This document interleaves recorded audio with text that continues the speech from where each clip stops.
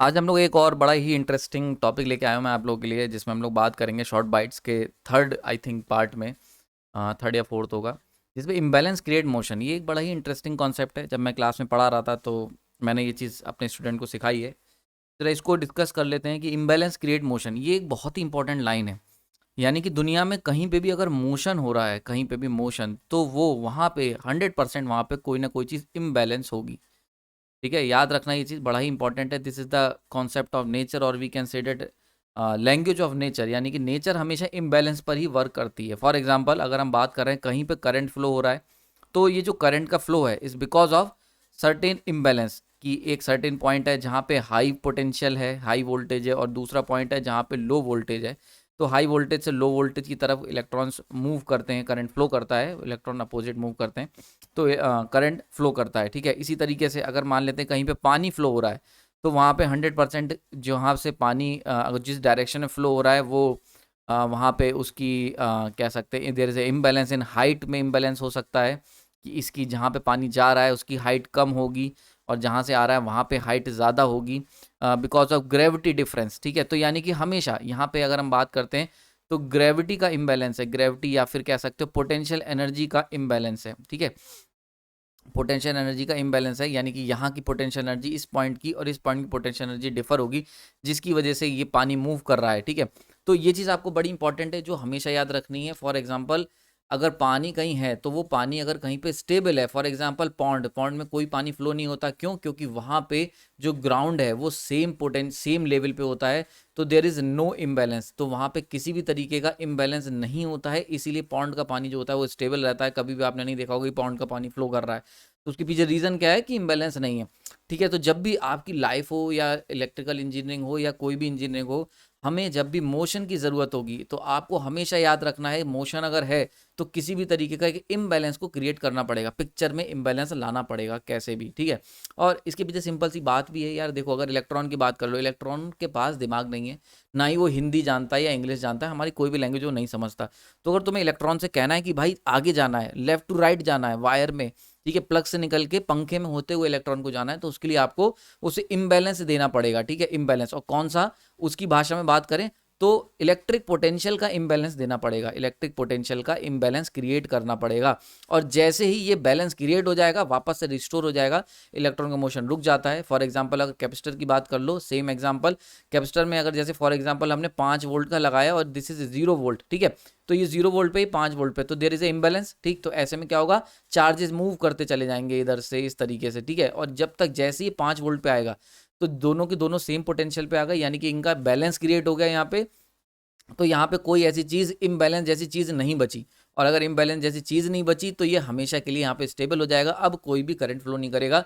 And that's why we called as open capacitor, यानी कि open circuit कह देते हैं हम लोग कैपेसिटर को, जब हम लोग इसे कनेक्ट करते हैं डीसी वोल्टेज सोर्स के साथ। ठीक है, आयु समझ में आ रही है? वहीं पे अगर हम बात करते हैं इसी कैपेसिटर को, सेम कैपेसिटर अगर हम लेके आते हैं और इसको हम लोग क्या करें, एसी से जोड़ दो, तो देखना कभी भी ये जिंदगी में कभी भी इसके अंदर ओपन सर्किट जैसी कंडीशन नहीं आएगी, ये हमेशा करंट इसके अंदर फ्लो होता रहेगा। रीजन क्या है, एसी की बात कर लोगे तो पोटेंशियल कुछ इस तरीके से वेरी करेगा। ठीक है, यानी कि +5 है, फिर +4 हो जाएगा, +3 हो जाएगा, ऐसे ऐसे करके, फिर -4, -3, -2, ऐसे ऐसे करके मूव करेगा। ठीक है, तो यहाँ पे ये चीज देख रहे हो कि लगातार हमने क्या कर रहे हैं, एसी का मतलब ही क्या हुआ, एसी का मतलब हो गया कंटिन्यूअस इम्बैलेंस क्रिएट करना, कंटिन्यूअस इम्बैलेंस। और जैसे ही हम कंटिन्यूअस इम्बैलेंस क्रिएट करते हैं तो हम देखते हैं वहाँ पे लगातार करंट या चार्जेस, कैपेसिटर जो होता है वो कभी भी ओपन सर्किट कंडीशन में नहीं आ पाता, लगातार वर्क करता रहता है। क्लियर हो गया यहाँ पे? आई होप चीज़ समझ में आ रही होगी।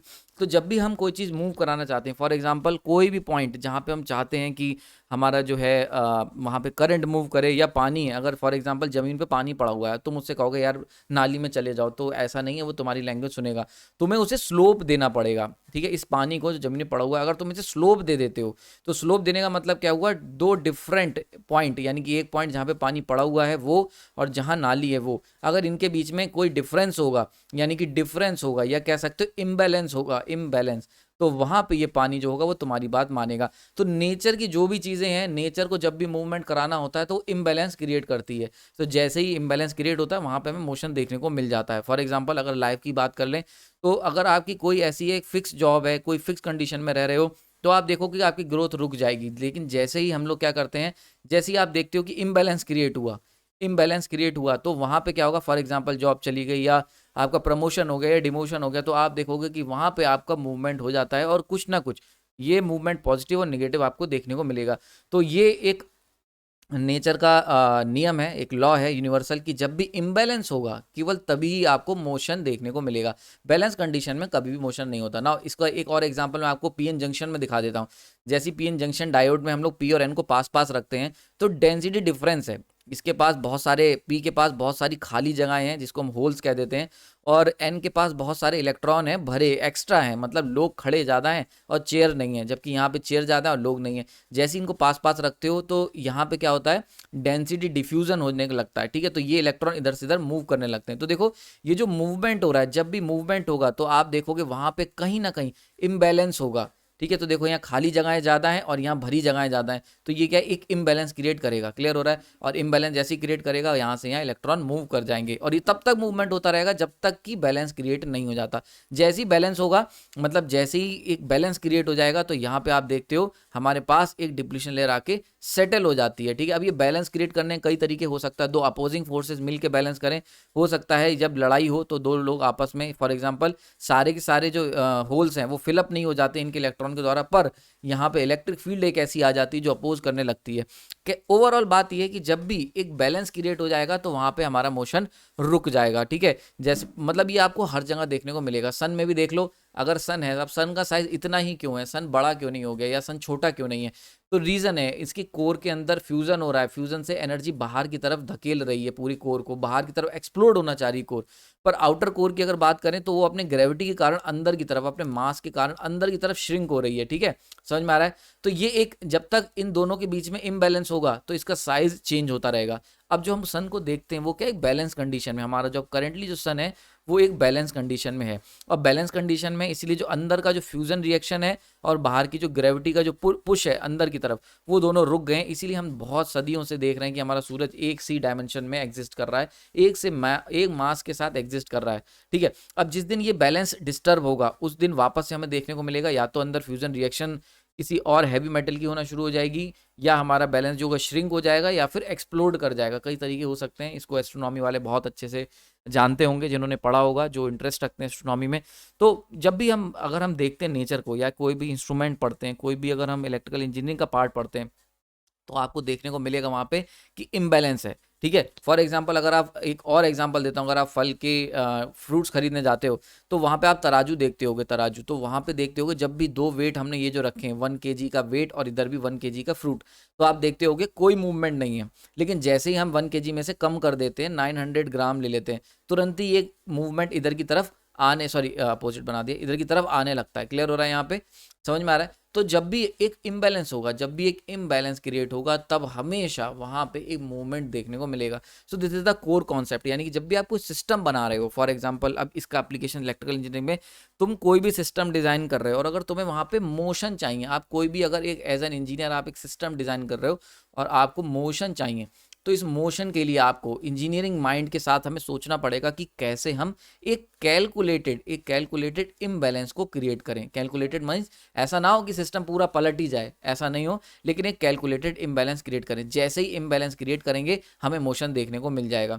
अगर इम्बैलेंस क्रिएट नहीं करोगे तो आपको मोशन देखने को नहीं मिलेगा। तो जब भी आप कोई इंस्ट्रूमेंट पढ़ें, कोई मशीन पढ़ें, कोई डिवाइस पढ़ें, हमेशा वहां पर ये चीज ढूंढने की कोशिश करें कि मोटर अगर रन कर रही है तो इम्बैलेंस कहाँ से आया। क्लियर हो रहा है यहाँ पे। तो जब भी इम्बैलेंस होगा तो वहां पे आपको रनिंग या फिर मोशन देखने को मिल जाएगा। और बैलेंस कंडीशन में हम लोग देखेंगे जनरली हमें मोशन किसी भी तरीके का देखने को नहीं मिलेगा। तो जब भी कोई चीज़ बैलेंस कंडीशन में होगी तो वहां पे हमें कोई भी मोशन देखने को नहीं मिलेगा। अब कई लोग कह सकते हैं कि सर साइकिल हम लोग चलाते हैं, गाड़ी चलाते हैं, तो वो तो बैलेंस करके बनाते हैं। बैलेंस, साइकिल का जो बैलेंस होता है वो जब हम बात करते हैं तो वो बैलेंस कब होता है, वो बैलेंस किस लिए बोला जाता है, वो बैलेंस होता है कि साइकिल लेफ्ट और राइट ना चली जाए, मतलब तुम इधर उधर ना गिर जाओ। इसको बैलेंस करने के लिए हम लोग ये करते हैं, यानी कि जब हम साइकिल को बैलेंस करके चलाते हैं तो उसका लेफ्ट मोशन और राइट मोशन को खत्म कर देते हैं। हम साइकिल जब सीधी चला पाते हैं ओनली बिकॉज ऑफ बैलेंस। तो देखो यहाँ पे बैलेंस कर दिया तो देखो लेफ्ट और राइट का मोशन डाइज आउट हो गया, ना तो तुम्हारी साइकिल लेफ्ट में गिरेगी ना राइट में गिरेगी।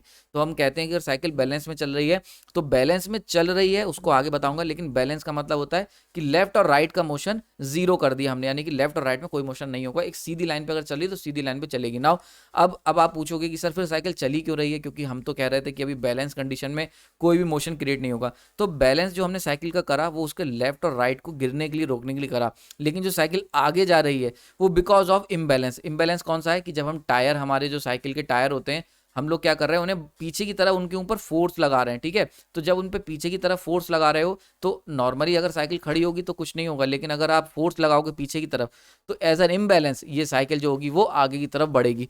तुम अगर साइकिल पे फोर्स मत लगाना, ठीक है, कोई भी किसी भी तरीके का, तो अब तब देखना तो साइकिल आगे नहीं बढ़ेगी, साइकिल आपकी वहीं की वहीं खड़ी रहेगी। तो अगर साइकिल आगे बढ़ रही है, क्यों बढ़ रही है, क्योंकि आप फोर्स लगा रहे हो, और ये जो फोर्स लगा रहे हो आप पैडल पे जो पैर मार रहे हो, दिस क्रिएट इम्बैलेंस, और ये जो इम्बैलेंस क्रिएट कर रही है इसकी वजह से साइकिल जो है वो आगे मूव कर रही है। समझ में आ रहा है? तो आई होप ये समझ में आया होगा। इसी तरीके से जब भी आपको इंस्ट्रूमेंट पढ़ें, कोई डिवाइस करें, कोई स्विच गियर प्रोटेक्शन की सिस्टम पढ़ेंगे, हमेशा ये कॉन्सेप्ट ध्यान रखना कि वहाँ पे मोशन तभी मिलेगा जब इम्बैलेंस होगा, चाहे वो इम्बैलेंस कहीं भी किसी भी तरीके का क्यों ना हो। अगर इम्बैलेंस नहीं होगा तो हमें वहाँ कोई मोशन नहीं मिलेगा। आई होप आपको पसंद आएगा ये शॉर्ट बाइट। कोई और अगर आपके मन में डाउट है तो कमेंट सेक्शन में बता सकते हैं। और आपने अपना कीमती समय दिया उसके लिए धन्यवाद। लेक्चर को लाइक, अगर अच्छा लगा है तो लाइक कर सकते हैं, लोगों को शेयर करें। Thank you.